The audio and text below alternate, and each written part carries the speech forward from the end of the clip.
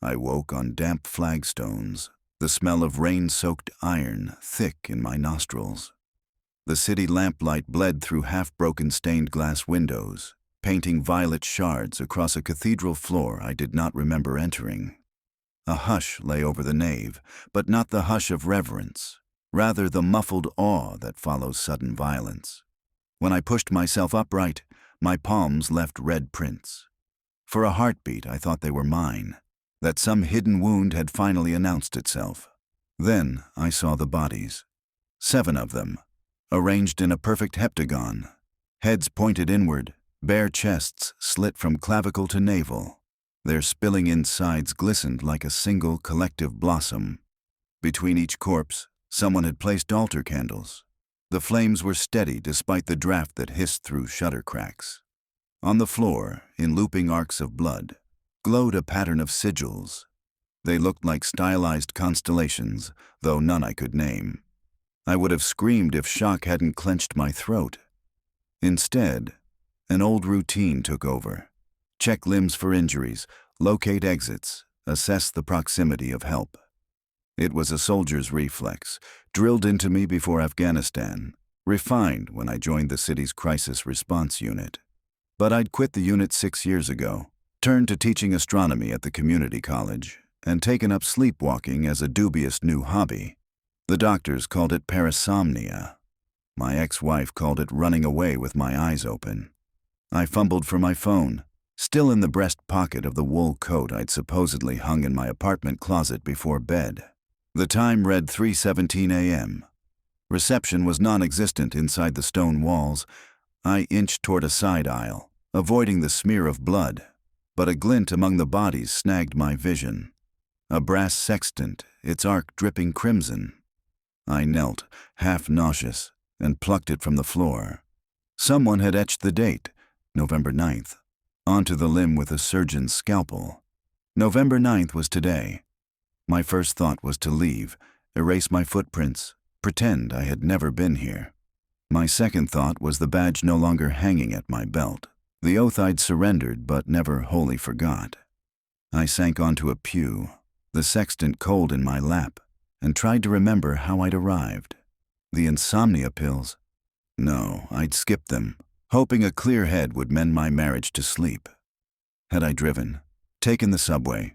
Between midnight and now, my memory was a hole without a bottom. I pressed the phone's camera shutter, gathering photos of the scene before stepping outside.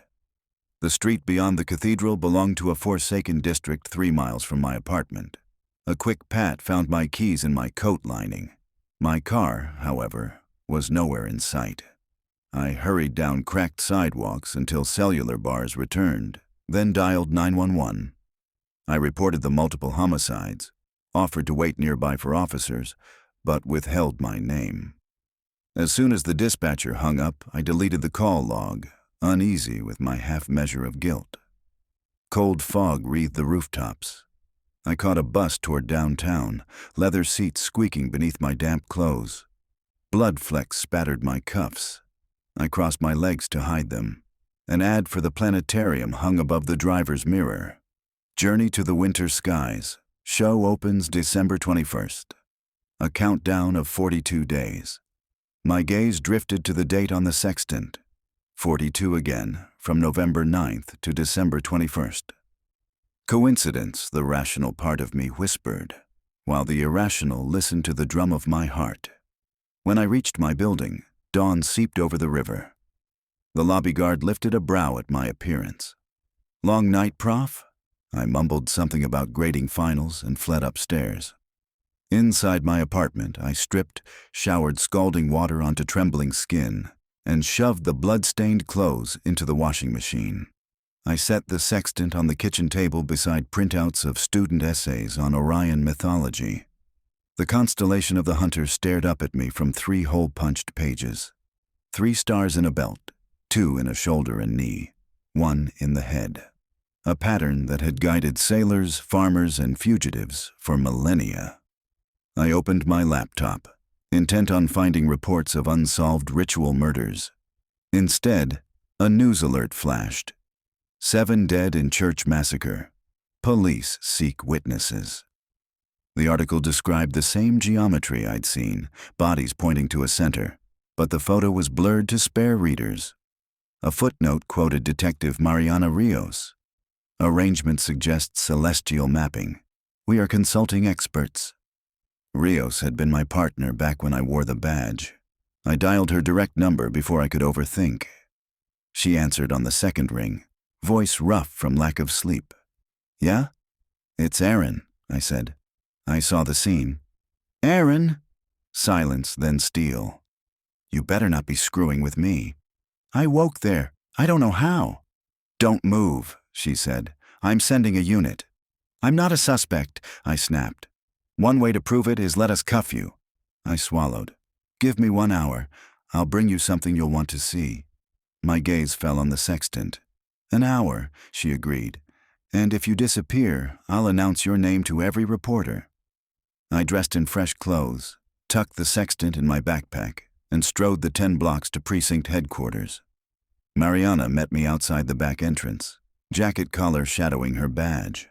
She scrutinized my eyes as though looking for cracks. I handed her the instrument. A sextant? She flipped it over. You treat yourself to antiques now? Look closer. She ran a finger along the engraved date. Then she unfolded a clear evidence bag and sealed the sextant inside. Walk, she said. In an interview room the color of old snow, I recounted my night, the unknown journey, the awakening in blood. Mariana's poker face slipped when I mentioned the sigils. She tapped her pen 3 times on the table, a habit from our patrol days. What did the pattern on the floor look like? Like constellations, but warped. The bodies formed the heptagon. I motioned in the air. Inside, the bloodlines connected them. She reached into a folder, withdrew crime scene photographs. We found these drawn beneath each victim's spine. Recognize any? They resembled star charts overlaid with math. That's a polar coordinate grid, I breathed. Latitude and right ascension. So you can read them, she observed. It's literally my day job. Mariana slid the photo closer. Translate. I squinted at the symbols. 17 hours, 36 minutes right ascension, plus 28 degrees declination. I pictured the night sky. That's the spiral galaxy M74. Which rises at what hour? Around 2 a.m. this week. She exhaled. 2 weeks ago, we had another scene. 5 victims, Pentagon, abandoned warehouse. Same sigils pointed at NGC 869 in Perseus. Her eyes sharpened. You sleepwalk, right? Any chance you were near that warehouse? Jesus, Mari. She didn't flinch. We caught 2 security cameras that night. The tapes are fuzzy. Someone of your build stumbles down the alley at 3:21, vanishes into a blind spot, exits 5 minutes later. I rubbed my temples. You think I did this? I think you keep appearing near blood and stars. Motive unknown. The air stank of stale coffee and fear. These coordinates, I said, grasping for clarity, must form a pattern. A countdown. Give me the other dates. She hesitated, then opened a second folder. First killing. August 3rd, 3 victims, triangle, coordinates to Altair. Next, September 13th, 4 victims, square, coordinates to Deneb. Then October 2nd, pentagon, now heptagon. 3, 4, 5, 7, missing 6, I mused. Does the number of victims equal polygon sides every time? Except last night. We skipped hexagon. Not skipped, I murmured. Reordered. Why? To match the brightness sequence of the summer triangle. Altair, Deneb, Vega. Maybe he's mapping asterisms rather than polygons. I paced. But last night's point, M74, isn't in that region. Mariana spread the photos like cards in a tarot reading. Work it out, Professor. You have until my lab finishes comparing your DNA to the scene. We left the station together, her cruiser hopping curbs to beat traffic. She dropped me at my apartment with 2 covert officers posted outside. Don't leave town, she said, cliché but sincere. I threw myself into research. A whiteboard soon bloomed with dates, body counts, coordinates, phases of the moon. Patterns emerged like stars behind dispersing clouds. Each location corresponded not only to a celestial object, but to a time at which that object reached culmination, highest point in the sky. August 3rd, Altair at midnight. September 13th, Deneb at 1 a.m. October 2nd, NGC 869 at 2 a.m. November 9th, M74 at 3 a.m. The killer was ratcheting the hour forward, 1 month at a time. Projecting the series yielded December 21st, 4 a.m., and a coordinate near the galactic center, Sagittarius A, the supermassive black hole at the Milky Way's core. My pulse hammered. December 21st was the winter solstice, precisely 42 days away. A soft scratch drew me from equations. The two officers across the hall lay unconscious. A tall figure in a dark hood stepped over them, raised a palm in greeting. I glimpsed a red-painted sigil on the leather glove. A word formed on my tongue, run. But my body froze, as if the command belonged to someone else. Sleep now, the figure whispered, voice genderless and calm. A gloved finger traced a circle in the air. My lids crashed shut, though terror blazed behind them. Consciousness slipped like sand between spread fingers. I woke on a rooftop as sleet needled my face. City sirens wailed below, echoing off brick canyons. I clutched a bloody compass this time, its needle glued in place by something sticky. Beside me lay 6 bodies forming a hexagon. The missing polygon returned. At the center, a smoking brazier. Fire dancing above the brass bowl. Coals arranged into another set of sigils. I counted the dead. 6. From their attire, construction vests, nurse scrubs, a business suit, they seemed chosen at random. The brazier's heat licked my cheeks, but frost numbed my toes. Blue lights flecked the rooftop edge. Officers swarmed stairwells. I lifted my hands, compass dangling from one wrist. Mariana appeared, pistol trained on my torso. Her expression was neither anger nor triumph, but sorrow. "Aaron, don't move." I was drugged, I tried to say, but my tongue thickened. Someone else, "Save it." She gestured for cuffs. 2 uniforms seized my arms. Metal teeth bit my wrists. As they marched me toward the stairwell, I glimpsed the compass again. An etching on its casing read, Jan 30. Another date. Down at precinct intake, they photographed me, scraped under my fingernails, took swabs of cheeks and eyelids. I answered no questions, a lawyer's advice echoing, though none sat beside me. Hours later, alone in a holding cell, I traced the timeline anew. The rooftop killings broke the month-by-month rhythm. The killer was accelerating. November 16th, another week stolen. Jan 30 was 75 days ahead, too far away to match the earlier increments, unless it was an endpoint. Mariana entered, holding a tablet. "Lab says your prints are on the compass. Blood spatter angles match your stance. You want to confess?" I met her gaze. "Do the victim's blood types match the prior scenes?" She frowned. "Why?" "Because someone wants it to look like one ritual. Check them. You'll find 2 or 3 types, not all one." Her silence confirmed she had wondered the same. I pressed on. "I found a pattern for December 21. But tonight breaks it. The killer is changing rules to pin this on me." Mariana sank onto the bench opposite. We shared memory ghosts of desserts and interrogation rooms. "Tell me everything," she said. I explained the culmination hours, the countdown to Sagittarius A. She listened without blinking. When I mentioned the hooded figure, she stiffened. "Description? Tall, maybe 6'4", no accent." I paused. They drew a circle and I blacked out. She exhaled. "The medical examiner found needle marks on every victim, but no sedatives, just an unidentifiable peptide. Could knock out an elephant in seconds. Used on me as well." She unlocked the cell. "Come. Wait. You're under protective custody. Official story." Something shifted in her eyes. "Unofficially, you're bait." We drove to the planetarium, closed for renovations until the winter skies show. Half the ceiling panels were removed, revealing projectors like dormant spiders. Mariana flashed credentials at a night guard, led me to the dome console. If your Sagittarius theory is right, this is ground zero, she said.